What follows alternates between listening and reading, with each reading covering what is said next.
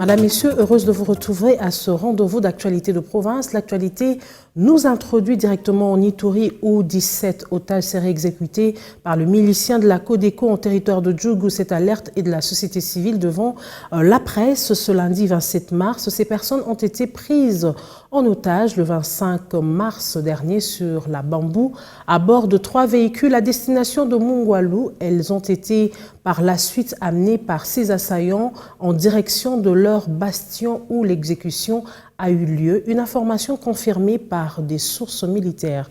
Marcus Jean-Loïka. Ils étaient au bord des 3 véhicules à destination de Mungwalu avant d'être pris en otage par les miliciens de Codeco dans la région de Bambou en territoire de Djougou. Aux dernières nouvelles, 17 otages seraient exécutés à l'acte de Dieudonné Lossa de Ghana, coordonnateur de la société civile de l'Ituri. La situation que nous connaissons à la province de l'Ituri, les 17 personnes ont été kidnappées le 25.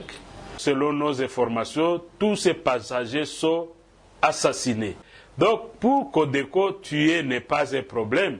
Quelque part, ils ont laissé aller. L'armée de ce côté, qui confirme l'information, dit n'avoir pas encore le nombre exact des personnes exécutées.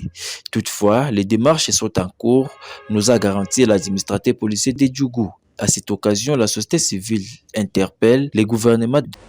On ne sait pas comprendre pourquoi Bambou est devenu un village où on doit kidnapper les gens tout le temps. Il y a lieu de se poser la question si ces éléments de FADC continuent à être loyalistes ou soit ils ont fait la défection dans les Codeco.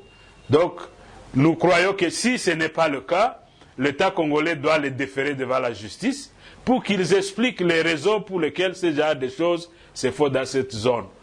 Comment Codeco peut se compromettre de ce genre? Je crois que l'État congolais, à ce moment, on n'attend qu'auprès de l'État congolais des actions, des frappes. Il faut dire que c'est la 3e fois que ces miliciens de Codeco prennent les otages dans cette région de Bambou, dont notamment Thomas Lubanga et son équipe de la Task Force.